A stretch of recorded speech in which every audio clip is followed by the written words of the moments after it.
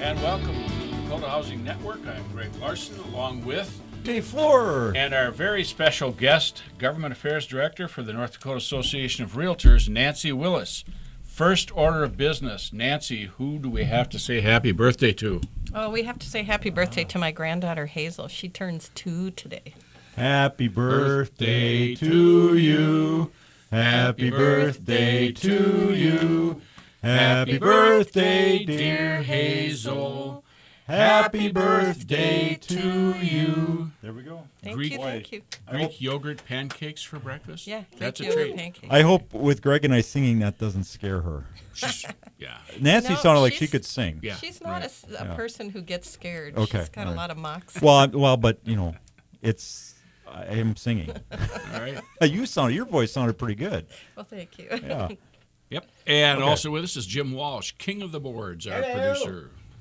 Without a microphone. Our music maestro. Yep, there Over we go. there. And today is Blue Oyster Cult Day, he says. Blue Oyster Cult Day. Don't fear the Reaper, One of my folks. favorites. Okay. Yeah. More cowbell. More cowbell. Yep. Okay. All right, well, let's get into interest rates and some statistics, get that covered, and then we're going to talk about lots of stuff going on in the We'll do our political side of real estate. usual interest rate update here today. The Freddie Mac weekly survey for the week ended today, February 4th. 30-year fixed-rate mortgage averaged 3.72%, down from last week on an average 3.79. A year ago at this time, the 30-year fixed rate was at 3.59. So, hey, we've got room to go down. We could go down to last year yet, and we're heading that way. Again today, the rates aren't going to. They probably won't change much today because we got a big jobs report coming out tomorrow, and then that'll maybe affect things. The 15-year it averaged 3.01%, down from last week when it was at 3.07. A year ago, the 15-year was at 2.92.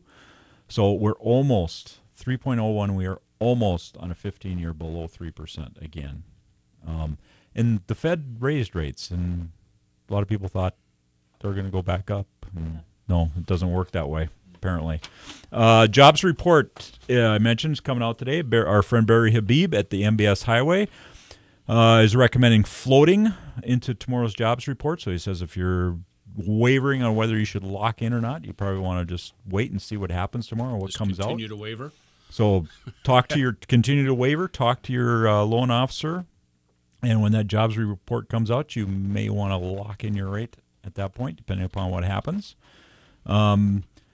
Initial jobless claims came out today. Last week they were reported at 285,000, which is higher than expectations, and a rise of 8,000 from the previous week. And it was right on the 4-week moving average of 285,000, which is the highest level in 10 months. So the long stretch that they had of claims, declines in the claims appears to be over, and it's now starting to slowly rise. They don't expect today's report will affect tomorrow's jobs reports that much. What else are they looking at here? Lastly, we received productivity and costs, which showed that Q4 productivity fell by 3% annualized, which was worse than the estimates of -2 analyzed. So productivity, how productive the workforce is declining, which isn't necessarily good. But productivity was lower, but that caused unit labor costs rose year over year, reducing that. So people were getting raises, reducing the productivity. So it's kind of which is worse, I guess, scenario. Would you rather have wages going up or productivity going down or up or whatever? So anyway, as Barry says, it's really difficult to forecast the number of jobs because of all the quirky modeling, as he calls it. But he is recommending floating into tomorrow's jobs report. So that's the interest rate update and all that good stuff, Greg. I just read Elliot Eisenberg, our bow tie economist. There we go. Yesterday, his 70-second output kind of mirrors that. Okay. So manufacturing is weak, servicing is weakening, inflation is non-existent. We're getting credit spreads widening, which isn't good at all. Mm-hmm. And he says, so everything is flat. Europe is flat. Japan and China are easing off on their economy. They're not they're in a negative growth. Yep. So he's saying the Fed's not going to raise rates in March. Probably the earliest is June. And he said it isn't that they don't want to raise the rates; it's that the rest of the planet is not cooperating. Not cooperating, yeah. That productivity thing is interesting because there's so much push right now to raise the minimum wage. Yeah. Yeah. For what? So that's going to be interesting to see. Yeah. So the company's productivity level goes down because obviously their wage costs go up. Yeah.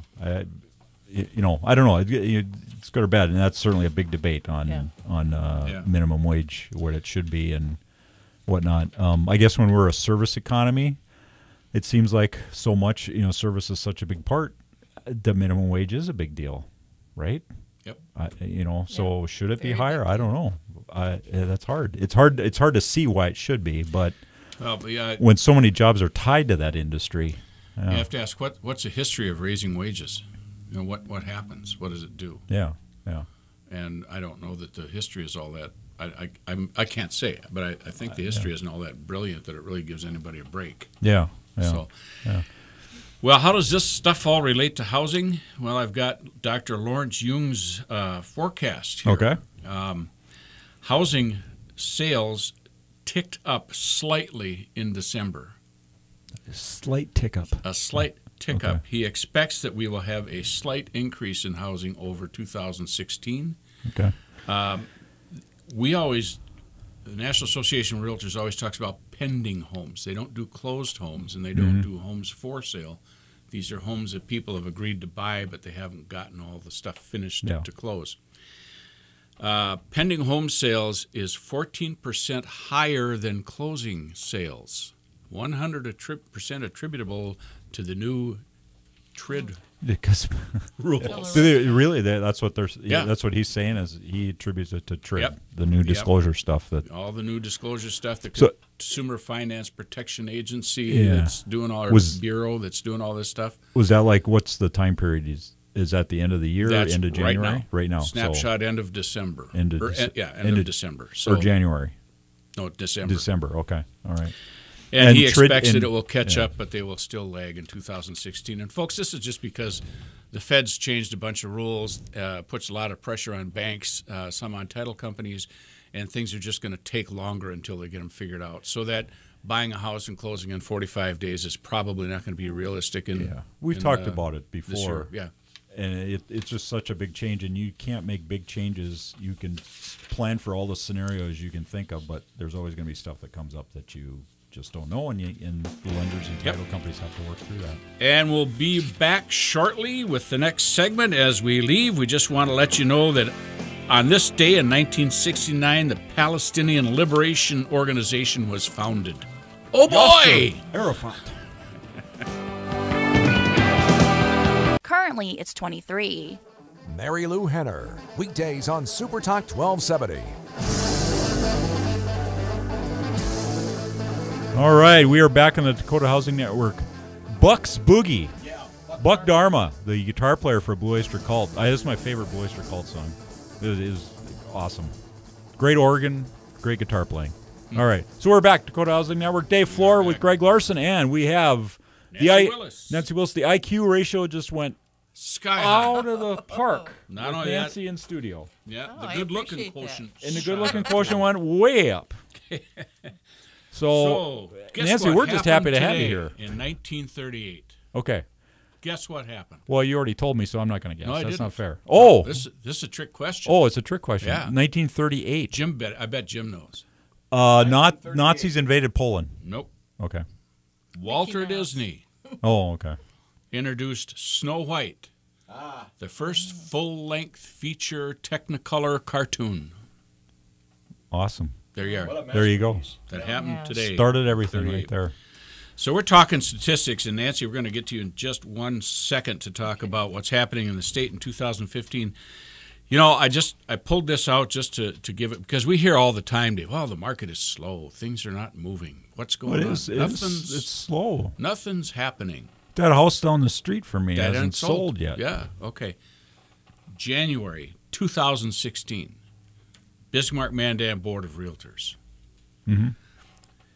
Any property, not land, is housing, So, single families, condo, condos, townhouse, all that, manufactured housing, and then yeah, detached. under Okay. $100,000, which is like a Hard to really low find. price. Yeah. $1.163 million in volume. Of in under 100,000. January, in under 100,000. The Bismarck-Mandan listing area. That's correct. Okay, so some small town sales occurred. Right, and mobile homes, Yeah. and some lots in there. Okay.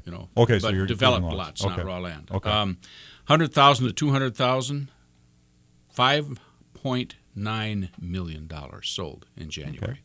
Pretty good. That's still quite low in this market. Okay. With a median price at about $235. Yeah. So 200 to 299, as you would expect, this would be the hot volume area.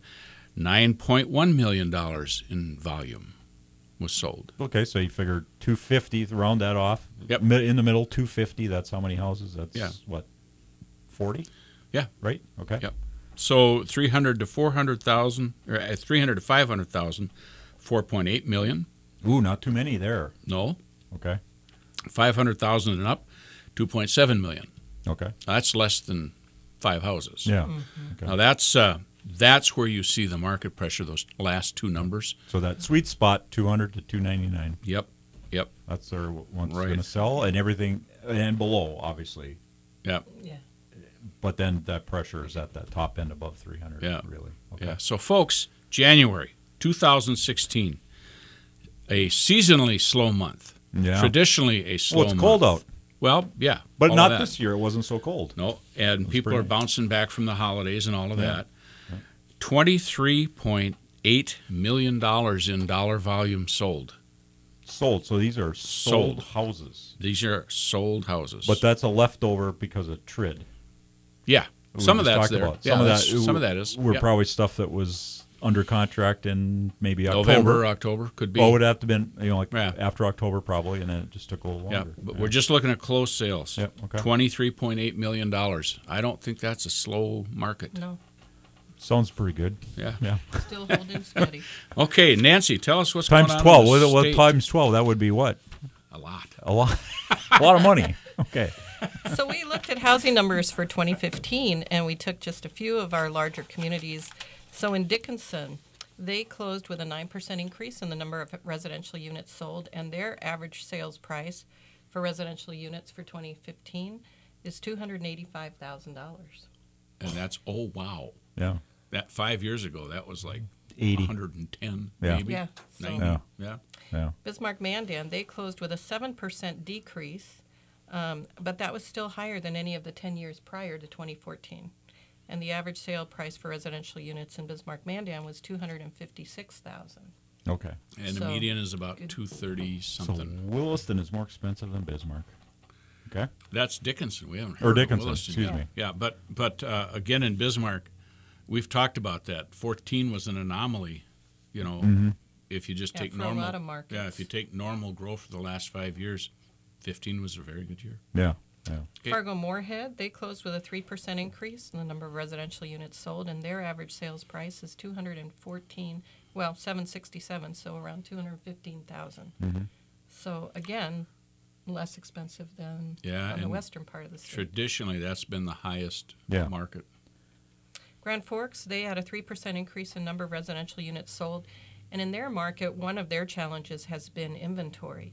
Their inventory has opened up a little, but they could still use more. Their average sale price is $203,000 in that market. Okay. So even in a tight market, Grand Forks isn't as expensive as Fargo or Bismarck or No, even. no, yeah. And they're still staying busy. Yeah. Minot, they closed with a 16% decrease. Their average sale price is $233,440.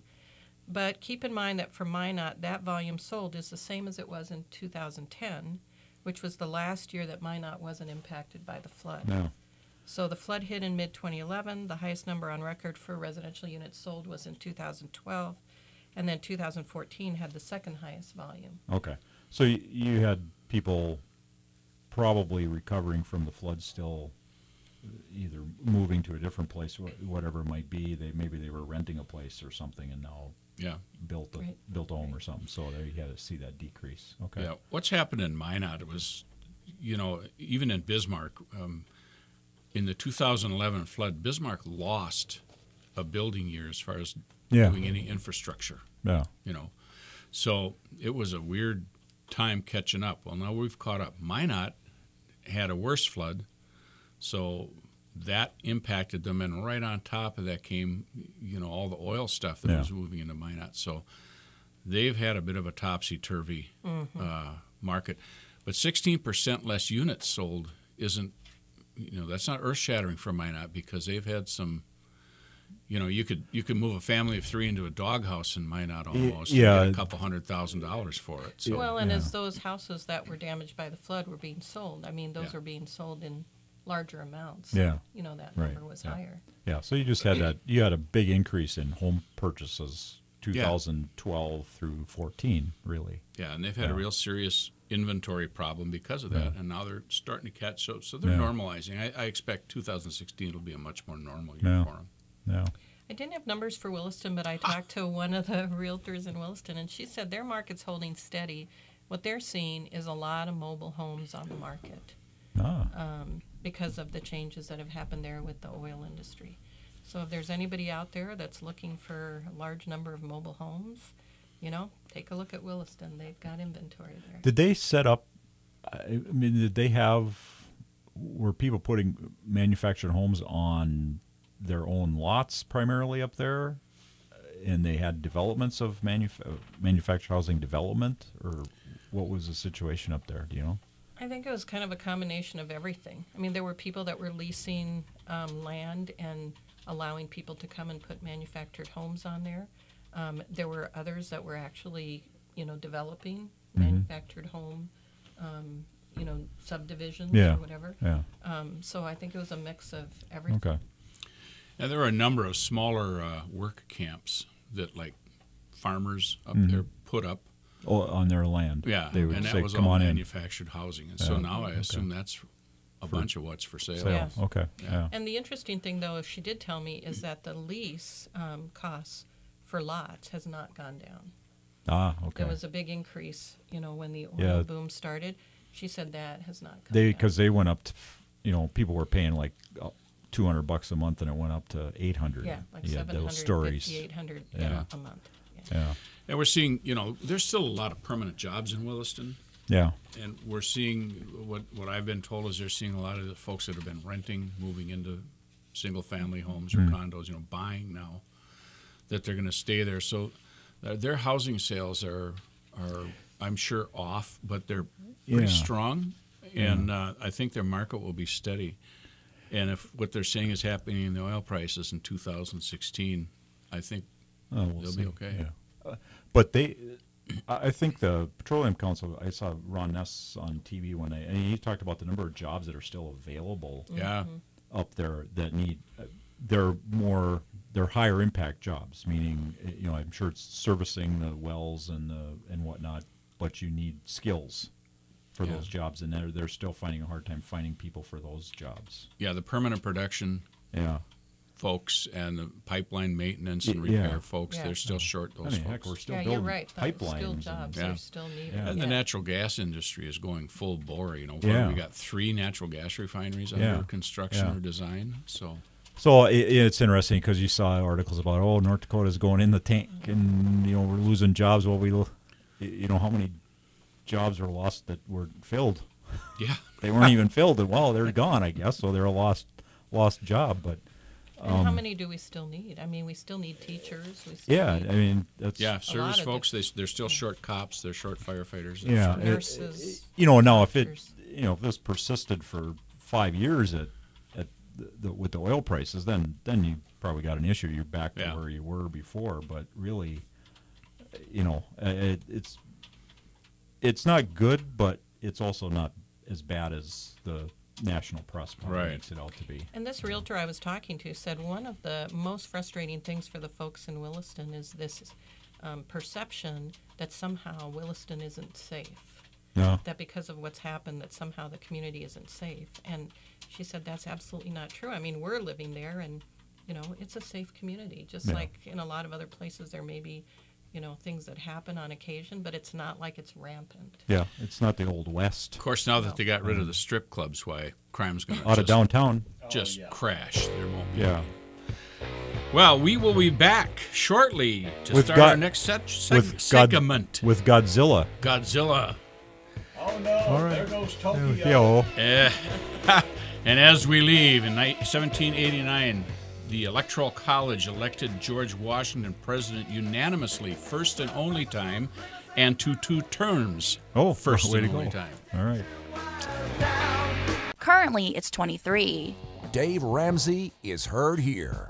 Super Talk 1270.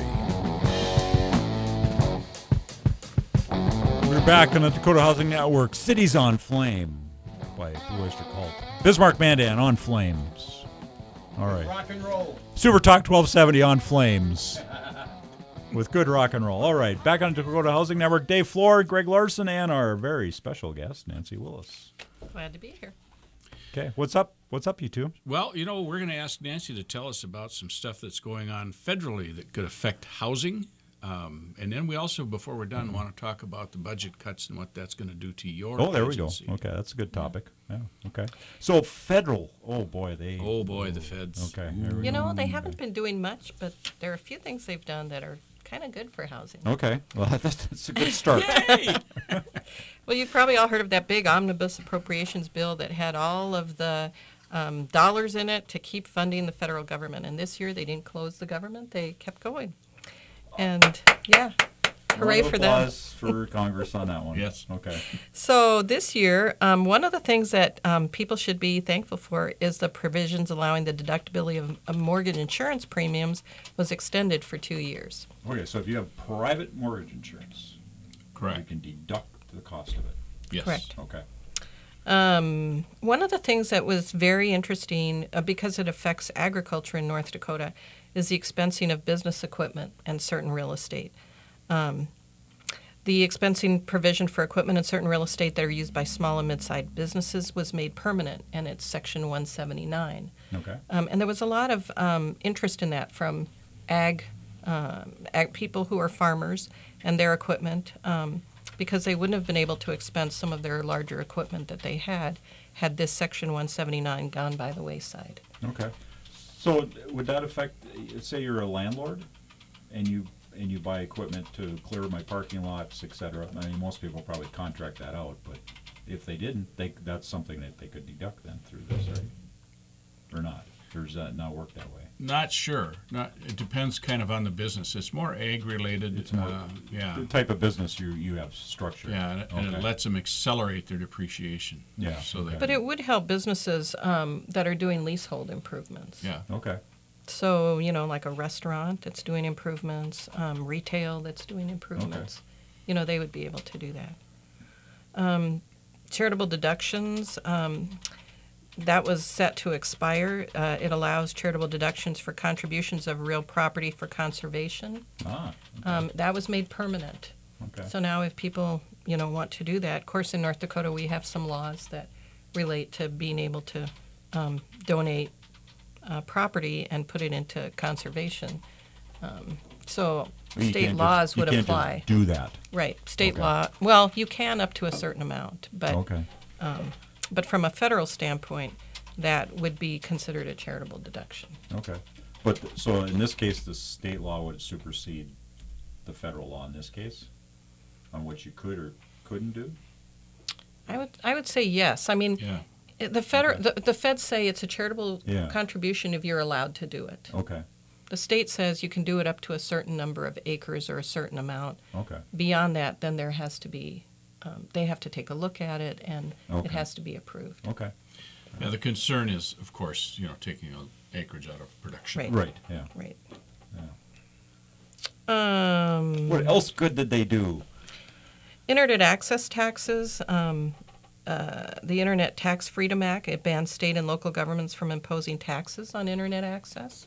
Oh, that's a good one. That affects everybody. And that's a great pretty one much. because Yeah. so many people now are doing all of their retail purchasing online. So that's very good for So them. internet access or internet sales? Internet access. Okay, so if So there could actually be a fee for internet access. Okay, so like I get my service through Mid-Continent, they could slap another tax on that if this went to. Correct. Okay. Right. It doesn't affect sales tax. It's it's okay. access. Okay. The 15-year depreciation for leasehold improvements is extended permanently. They had originally thought that was only going to be a 2-year extension, but they went ahead and did it permanently. Housing finance reform, it prohibits the sale, transfer, liquidation of preferred stock holdings without legislative action. The one we're still concerned about is waters of the U.S. I mean, a lot of people are concerned about that and what it doesn't allow property owners to do. And there has been a lot of action on the federal level. Both the House and the Senate sent legislation to the president to defund and do away with that regulation, and it was not signed. So, and they don't have enough votes for a veto, at least at this point. So the regulation stands. Okay. It's going to still go through the courts. So the president didn't put it on record he was vetoing it. He just didn't sign the bill, so then That's it just correct. drops off. Okay. Well, that's What a bill? tricky I didn't maneuver. see no bill. Yeah, Well, and one they must have still got tucked into the drawer by mistake or something. Okay. Yeah, so now they have to wait for the courts to see Okay. what the courts say, whether the EPA overstepped its authority with that regulation. So what's the? I think we talked a little bit about that before, but with this Waters Act thing, what is the big deal for real estate with that? How could it affect? You know, I own obviously farmland is probably the biggest thing, but you know, any type. I own the house by a body of water. How does it affect me? It can go so far as to like the farmers doing a dugout, Okay. prohibiting the free flow of water Off their field. to a navigable waterway. Yeah. Okay. The same thing in a housing development. It can hold up a development until they can prove that they have not in some way restricted or allowed for the free flow of water. Okay. On another side, along with this, in the waters of the U.S., and we look at the Corps of Engineers, there's a hold on water permits, taking water out of navigable waterways, specifically the Missouri River system. But where if a town needs more water, at this point they can't get you have to have a permit to take so many gallons or acre feet out of the water. If a town needs more acre feet and they don't have permit for it, they're not going to get a permit for it. So basically you're frozen in time. Correct. Until something is resolved with this. Okay. Yeah, and that's all tied into the waters of the U.S. Okay, so certainly could affect in North Dakota if the town has grown, and now we're short of water and we need to pull some more. They have to find some other means to do that. Yep. Now, in North Dakota, along the Missouri River system, we have been very proactive, and I can tell you that I don't think there's a town that takes water directly out of the Missouri River that isn't well permitted for the present. They've got an excess in reserve, so to speak. Yeah, okay, for now. Yeah. Okay.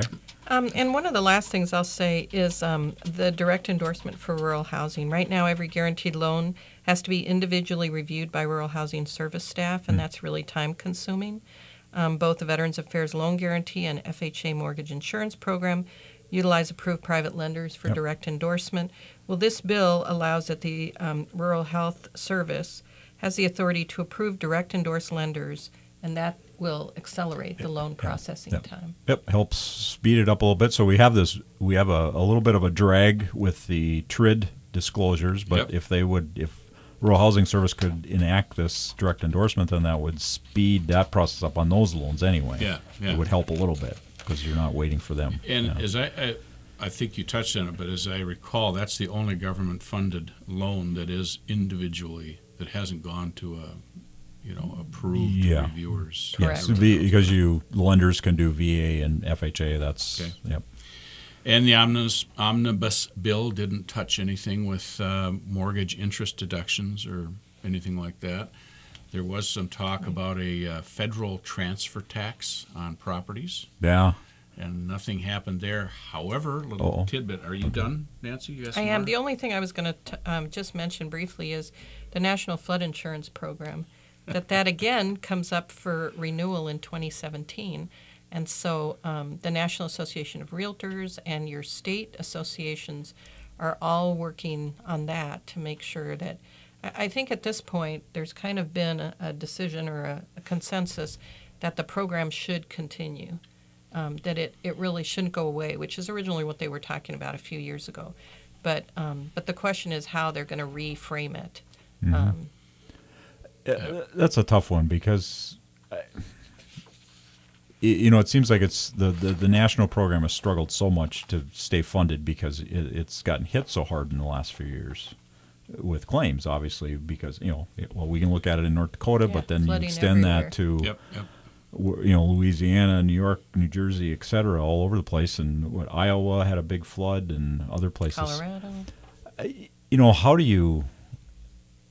How is there any idea on how to really pay for this going forward? Well, we can get into that in depth. Yeah, I'm sure we could. I happen to sit on the National Association of Realtors Insurance Committee, and I'm on the Flood Insurance Task Force. Okay, so maybe it's another show. Long history on that puppy. Okay, so maybe that's another show all by itself, huh? Probably. Or a segment at least by probably itself. will Okay, be. all right. Okay. So you had a tidbit then.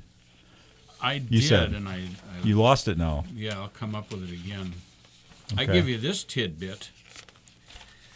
In 1983, on this date, Karen Carpenter died after a long struggle with anorexia, Yes. Yeah. She was. which was she did publicized. have Actually, problems. she was pretty key in bringing that to the forefront because she was not embarrassed to talk about Yeah. it. Yeah. And I think so her death Okay. has helped a lot of folks, but it's a shame. Okay. So what are we going to talk back when we come back for the last segment? Oh, you know what? We're going to talk, I think, to you about the Okay. We want to talk about the state's state budget cuts. budget cuts. What's that's going to do to your Okay. deal? And we're going to talk Okay. about HIF and Okay. all that. All right. I don't have an answer, but we can talk about it. That's it. Okay. I'll All see right. you when we Maybe get back. we'll Okay. say something about bugs. Yeah. Oh, bugs. Bug watch.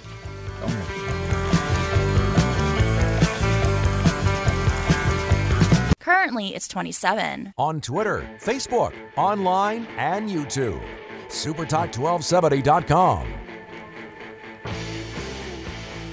And we are back to the Dakota Housing Network with myself, Greg Larson, Dave Floor Nancy Willis, and Blue Oyster Cult. and Jim Walsh, Jim Walsh.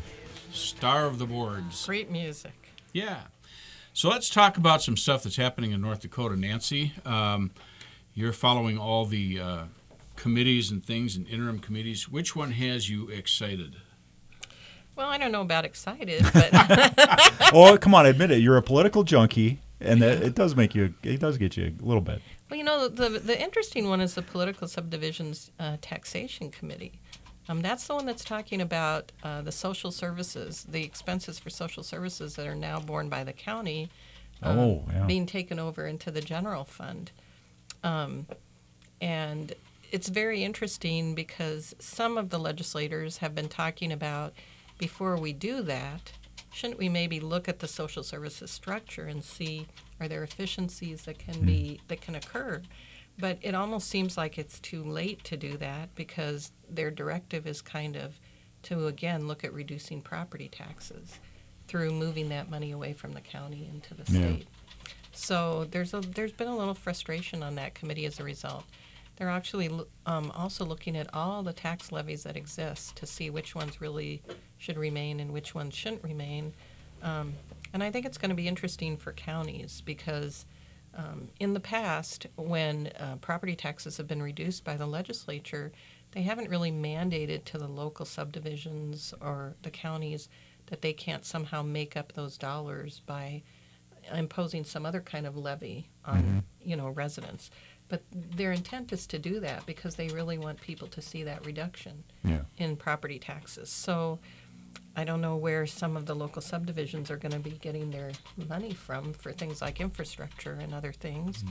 And from a realtor standpoint, I think we're really happy that we had our campaign to prohibit a transfer tax. Yeah. Because that certainly would have been on the table. Yeah. And at the time, people were saying, why are you doing this? What does a transfer tax have to do with anything? You were proactive. We tried. How about that? Right. Somebody actually being proactive. That's good. That was kind of Nancy's adoption by fire and flood. That's right. Hey, Yeah. you're hired. Guess what we're doing? Yeah. So she jumped right in. And it worked. Bam. Yep, She's there you magic. go. Economic development, too, I would say just quickly is one other thing where they're really looking at all of the economic development incentives. And they're saying, we want to create some kind of method to really be able to assess and have benchmarks to see if they've been effective. And not just to be able to say, well, we've created X number of new jobs and we've brought in X number of new businesses, but what really has been the overall effect in these communities that are coming in, and what's the long-term effect? Yeah. Can it be sustained? Is it sustainable? Yeah.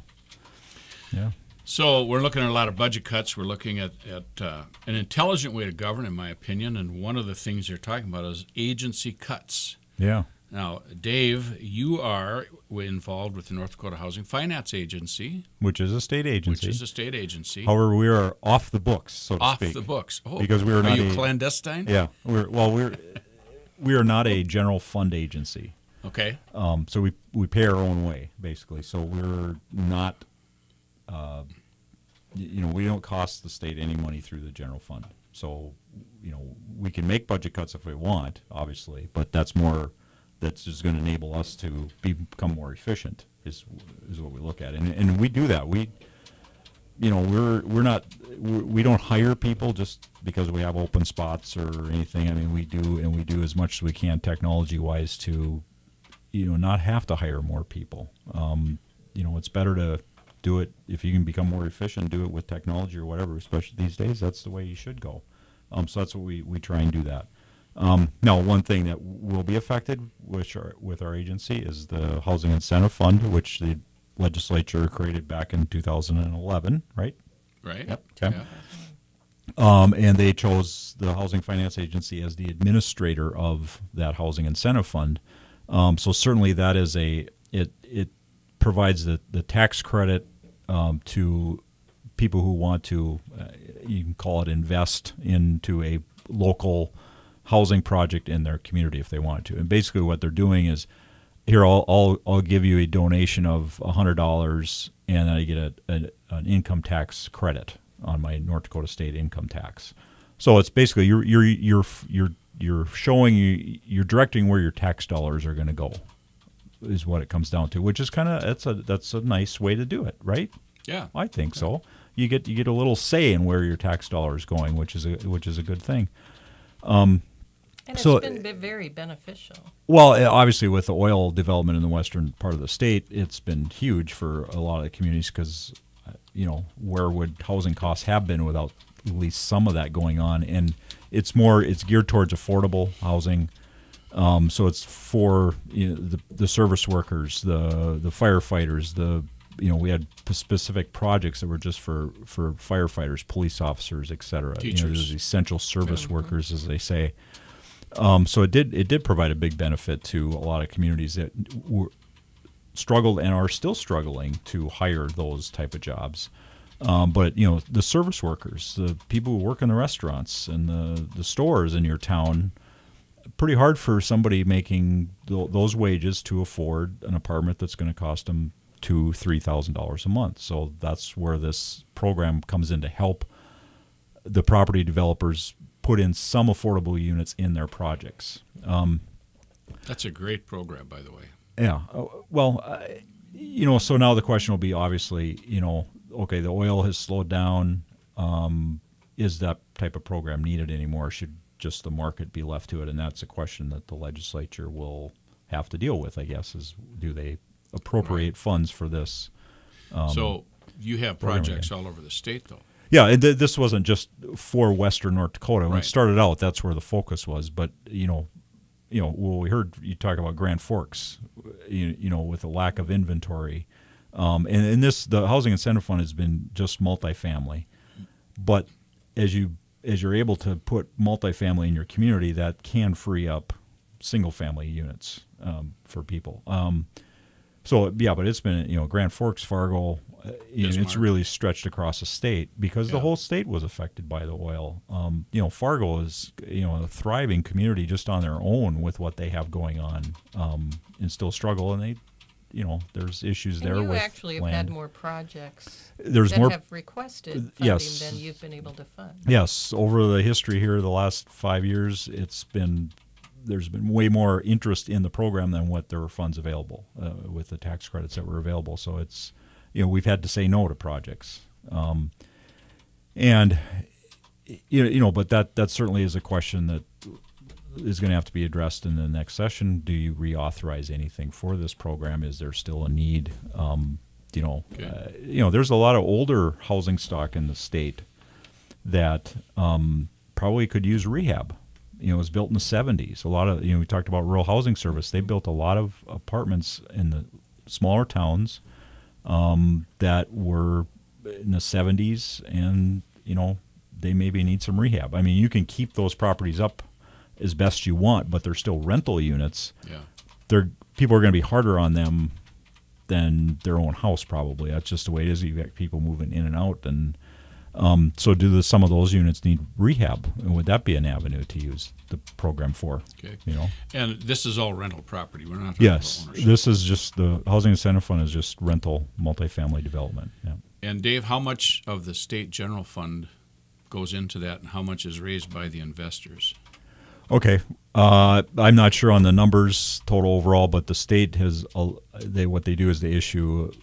Basically, they allow so much of the income tax credits to be used. So, this last go around, it was $30 million for the tax credits, and then there was an extra $5 million cash that was put in from the Bank of North Dakota profits. If the Bank of North Dakota hit a certain number in profits for the year 2016, then they kicked in another $5 million. Overall, I don't know the numbers. I don't work directly with the program. Right.